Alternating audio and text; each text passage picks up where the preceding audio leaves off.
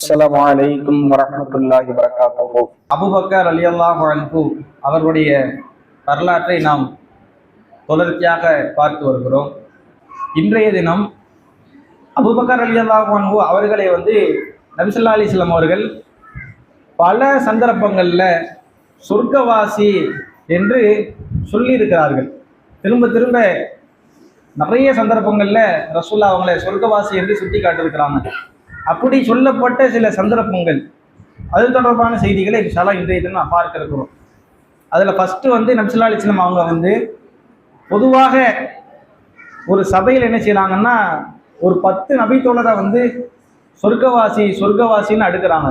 அவங்களுக்கு அஷரத்துல் முபஷ்ஷரா என்று சொல்வார்கள். சொர்க்கத்திற்கு ஒரே நேரத்தில் நன்மாராயம் சொல்லப்பட்ட 10 நபி தோழர்கள். இவங்க மட்டும்தான் சொர்க்கவாசியா அப்படின்னா அப்படி இல்லை. இன்னும் வேற வேற சந்தர்ப்பங்களை ரசூலுல்லாஹ் பலரை சொல்லியிருக்கிறாங்க. ஆனால் ஒரு சந்தர்ப்பத்தில் இல்லை. இப்போ திடீர்னு ஒரு கூட்டம் இருக்கு, அப்ப நீங்க சொர்க்கம் நீங்க சொர்க்கம் நீங்க சொர்க்கம் இப்படின்னு சொல்லுவோமா இல்லையா? அப்படி ரசூலுல்லாஹ் சொல்றாங்க. அதுல ரசூலுல்லாஹ் முதன்மையா சொல்லும்போது அபூபக்கர் ஃபில் ஜன்னா, அபூபக்கர் சொர்க்கத்திலே, உமர் ஃபில் ஜன்னா, உமர் சொர்க்கத்திலே, உஸ்மான் ஃபில் ஜன்னா, உஸ்மான் சொர்க்கத்திலே, அலி ஃபில் ஜன்னா, இப்படின்னு அப்படியே ஒரு 10 நபி தோழர் இருக்கிறாங்க. அப்ப இந்த 10 நபி தோழர்கள்ல அபூபக்கர் ரலியல்லாஹு அன்ஹு அவங்களும் சொர்க்கவாசி என்று ரசூலுல்லாஹ் சொல்றாங்க. இது பொதுவா ரசூலுல்லாஹ் ஒரு நேரத்தில் சொல்றது. இது இல்லாம இன்னும் பல சந்தர்ப்பங்களை சொல்லியிருக்கிறாங்க. அதுல ஒரு சந்தர்ப்பம் என்ன அப்படின்னா, நம்ம ஏற்கனவே சொல்லியிருக்கோம், அபூபக்கர் ரலியல்லாஹு அன்ஹு அவங்களும் உமர் ரலியல்லாஹு அன்ஹு அவங்களும் ரசூலுல்லாஹும் ஒன்னாவே இருப்பாங்க அப்படின்னு. அதுக்கு ஒரு எடுத்துக்காட்டுக்கு ஒரு சம்பவம். ஒரு முறை அபு மூசா அல் அஷ்அரி ரலியல்லாஹு அன்ஹு அவங்க என்ன செய்யறாங்கன்னா, தன்னுடைய வீட்டில் இருந்து அவங்க உழவு செஞ்சுட்டு ரசூலுல்லாவை பார்க்கறதுக்காண்டி போறாங்க. ரசூலுல்லாவை தேடி பள்ளிவாசலுக்கு போறாங்க. ரசூலுல்லாஹ் இன்ன இடத்துக்கு போயிருக்கிறாங்க அப்படின்னு சொல்லி அவங்க ஒரு இடத்த சொல்றாங்க. பிரு அரீஸ் என்று சொல்லக்கூடிய ஒரு தோட்டம், ஒரு கிணறு, அங்கே ரசூலுல்லாஹ் போயிருக்கிறதா சொல்றாங்க. இப்ப இவர் மனசுல என்ன நினைக்கிறாருன்னா, இன்னைக்கு முழுக்க நம்ம ரசூலுல்லாவோட தான் இருக்கணும், வேற எங்கேயும் போகக்கூடாது. சில பேர் நினைப்பாங்கல்ல, நம்ம இவரோடையே இருக்கணும் ஆசைப்படுவோம், இன்னைக்கு ஃபுல்லாக இவரோட சுத்தணும், இவரோட இருக்கணும் அப்படின்னு நினைப்போம். அந்த மாதிரி அவர் என்ன நினைக்கிறாங்கன்னா, இன்னைக்கு ஃபுல்லாக நான் ரசூலுல்லாவோடயே இருக்க போறேன் அப்படின்னு சொல்லி கொண்டு ரசூலுல்லாஹ் போன பாதையை நோக்கியே போறாங்க. எங்க இருக்காங்கன்னு கேட்டு கடைசியில் அந்த தோட்டத்துக்கு இவங்களும் போயிடுறாங்க. வாசல்ல உட்கார்ந்து இருக்கிறாங்க. ரசூலுல்லாஹ் இயற்கை தேவையை நிறைவேற்றி இருக்கிறாங்க. ரசூலுல்லாஹ் இயற்கை தேவை நிறைவேற்றியதுக்கு பிறகு வரும்போது அவங்கள்ட்ட போய் சலாம் சொல்லிட்டு திரும்பி வாசல்ல உட்காந்துடுறாங்க. வாசல்ல உட்காந்துட்டு, நான் ரசூலுல்லாஹ்வுக்கு இன்னைக்கு ஃபுல்லா காவலாளியாகவும் இருக்க போறேன். அந்த தோட்டத்து வாசல்ல உட்காந்து என்ன செய்யறாங்கன்னா, ரசூலுல்லாஹ்வுக்கு ஒரு காவலாளியா யாராவது வர்றாங்களா என்னன்னு பாக்குறதுக்காண்டி. இப்ப ரசூலுல்லாஹ் இவங்க பார்க்கும்போது ரசூலுல்லாஹ் என்ன செய்யறாங்கன்னா, அங்க உள்ள கிணற்றுல உட்காடுறாங்க. கிணத்துல எப்படி உட்காடுறாங்கன்னா, அந்த கிணத்தினுடைய உட்பகுதிக்குள்ள தன்னுடைய காலை போட்டு கொஞ்சம் காலை திறந்த மாதிரி வச்சு அந்த கிணத்துல உட்கார்ந்து இருக்கிறாங்க. இப்ப இந்த நேரத்துல வாசல்ல ஒரு ஆள் வராரு, அனுமதி கேட்கறாங்க உள்ள வரதுக்கு. இவங்க யாரு? அபூபக்கர் வந்திருக்கிறேன். சரி இருங்க, நான் போய் அனுமதி கேட்டு வந்துடுறேன். அபூபக்கர் ரலியல்லாஹு அன்ஹு அவங்க இருந்தாலும் அனுமதி கேட்டு தான் உள்ள வரணும். அனுமதி இல்லாம உள்ள வரல பாருங்க. நான் போய் ரசூலுல்லாஹ்ட்ட போய் அனுமதி கேட்டுட்டு உங்களுக்கு உள்ள வரலாமா, ரசூலுல்லாஹ் என்ன சொல்றாங்கன்னு கேட்டுட்டு வர்றேன் அப்படின்னு சொல்லிட்டு போறாங்க. இந்த மாதிரி அபூபக்கர் வந்திருக்கிறாங்க, அப்படியா, உள்ள வரதுக்கு அனுமதி கொடுங்க, அதோட சேர்த்து அவருக்கு சொர்க்கம் இருக்குங்கிற நற்செய்தியும் சொல்லுங்க. ரசூலுல்லாஹ் அப்பயும் சொல்றாங்க, சொர்க்கம் இருக்கு அவங்களுக்கு சொல்லிருங்க. இவர் உடனே ஓடி போய் என்ன செய்யறாங்க, அந்த சஹாபிட்ட அபூபக்கர் ரலியல்லாஹு அவங்கள்ட்ட, ரசூலுல்லாஹ் உங்களுக்கு உள்ள வரதுக்கு அனுமதி கொடுத்துட்டாங்க. இது அவங்க கேட்டதுக்கு பதில். அடுத்து போனஸ், உங்களுக்கு சொர்க்கம் இருக்கு ரசூலுல்லாஹ் சொல்லிட்டாங்க, உங்களுக்கு சொர்க்கமும் உண்டு. அப்ப அவங்க உடனே ரசூலுல்லாஹ் பார்க்குறாங்க, கிணத்துல உட்காந்துருக்கிறாங்க.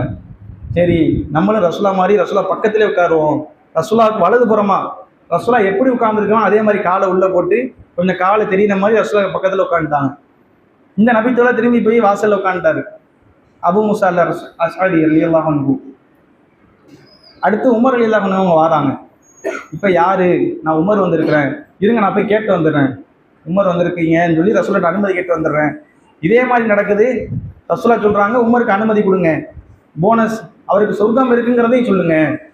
அந்த சந்தர்ப்பத்திலையும் சொல்றாங்க, இவங்க போய் அனுமதி இருக்கு சொர்க்கம் இருக்கு அப்படின்னு சொன்னோன்னா அவங்க பாக்குறாங்க, அபூபக்கர் ரசூலுல்லாஹ், அபூபக்கர் ரலியல்லாஹு அன்ஹு அவங்க ரசூலுல்லாஹ் 2 பேர் இருக்கிறாங்க.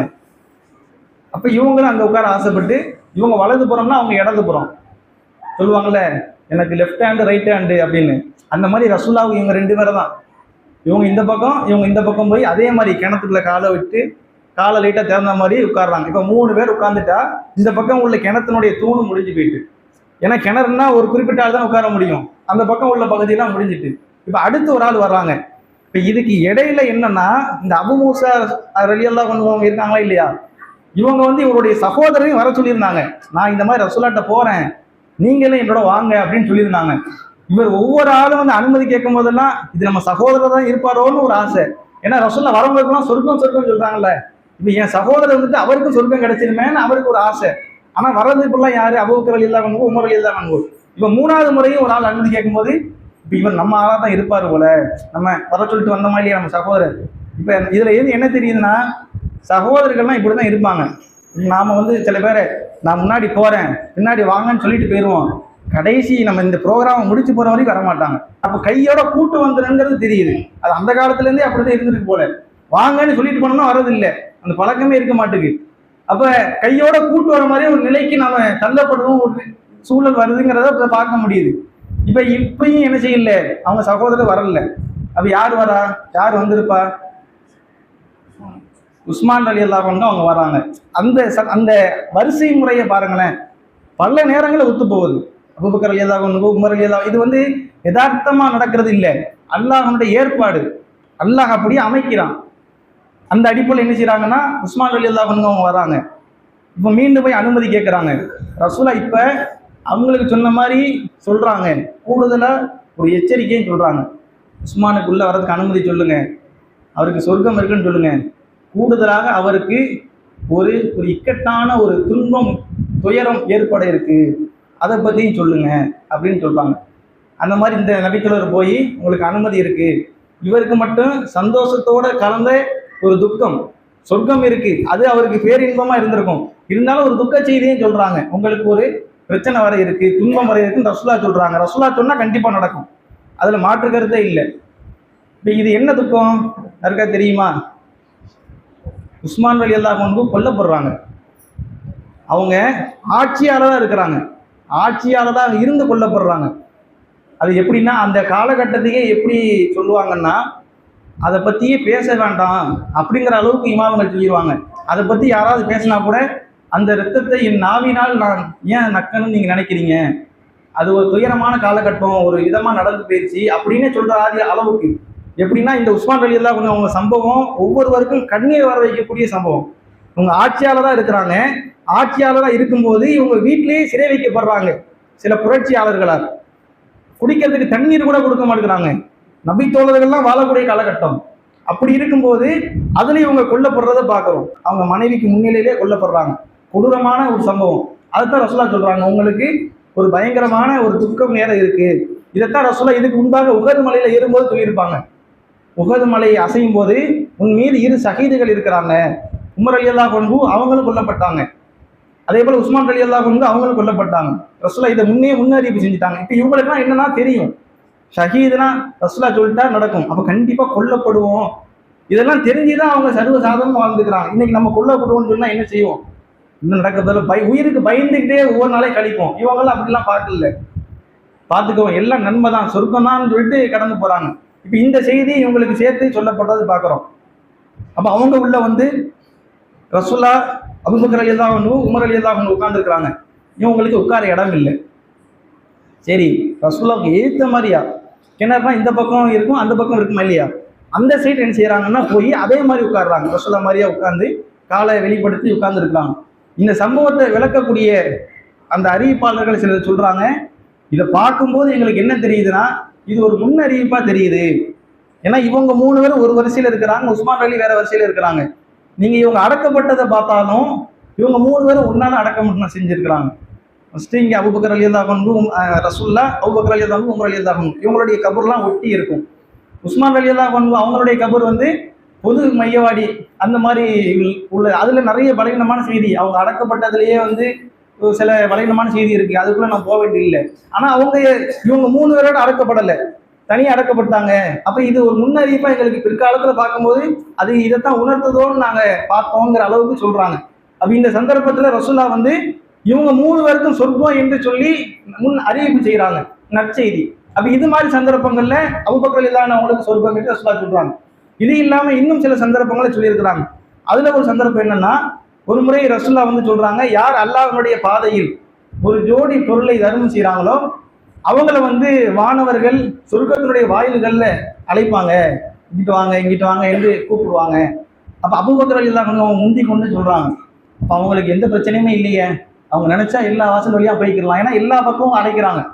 அதாவது ஒவ்வொரு வாசல் வழியா சிலர் தான் அழைக்கப்படுவாங்க. ரசூலுல்லாஹ் அதுல எப்படி குறிப்பிடுறாங்கன்னா, சொர்க்கத்துக்கு 8 வாசல், அது 4 வாசலுக்கு பேர் இருக்கு. ஒண்ணு பாபு சலா, தொழுகையாளிகளுக்கு உள்ள வாசல். பாபு சதக்கா, தான தர்மம் செஞ்சவங்களுக்குரிய வாசல். பாபு ஜிஹாத், போர் செஞ்சு இறை பாதையில போர் செஞ்சாங்க அவங்களுக்கு ஒரு வாசல்.